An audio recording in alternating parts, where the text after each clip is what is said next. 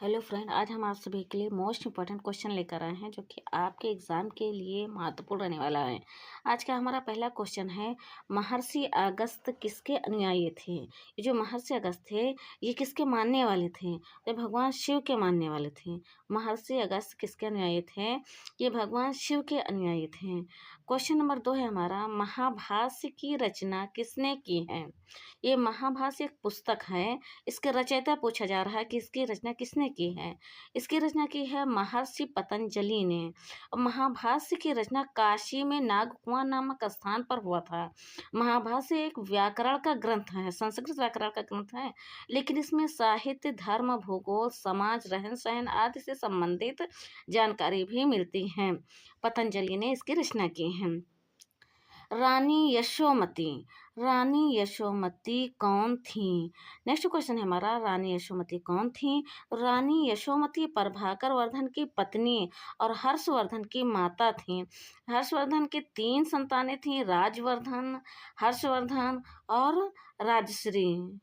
प्रभाकर वर्धन की 3 संतानें थीं, राजवर्धन, हर्षवर्धन और राजश्री की पुत्री थीं।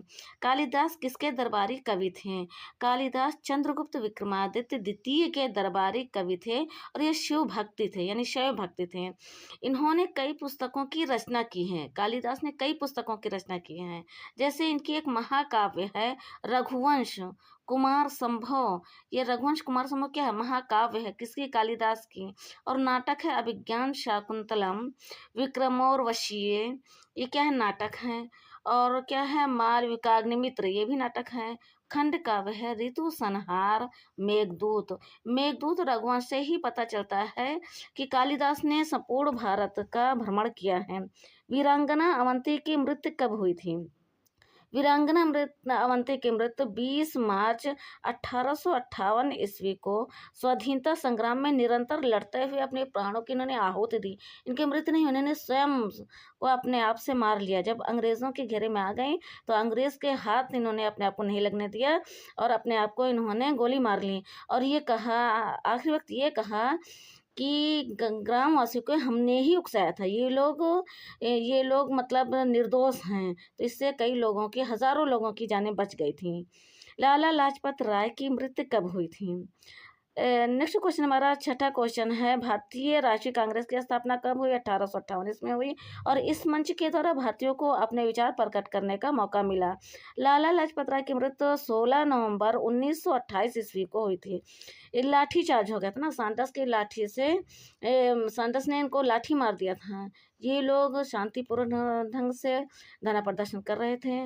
वही साइमन कमीशन जब आया था तब तो इनको मतलब बहुत लाठियाँ पड़ गई थी, जिसकी वजह से इनका शरीर अस्वस्थ रहने लगा और इन्होंने अपनी मतलब इनकी मृत्यु हो गई।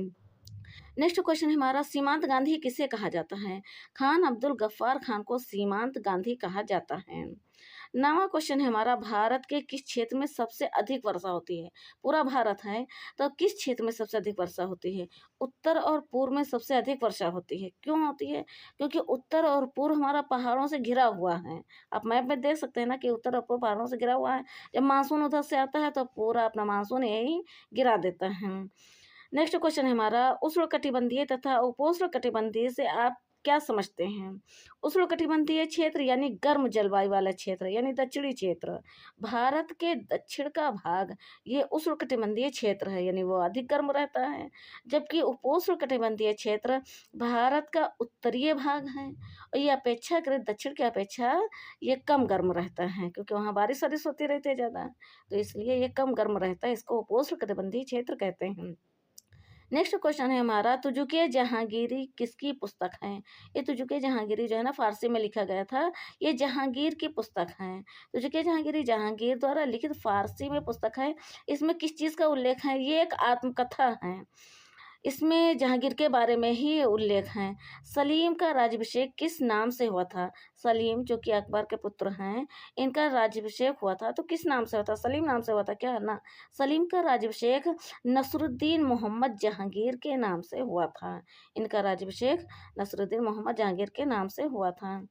नेक्स्ट क्वेश्चन है हमारा, तारीख हिंद, तारीख फिरोज शाही किसकी रचना है। तारीख फिरोज शाही किसकी रचना है।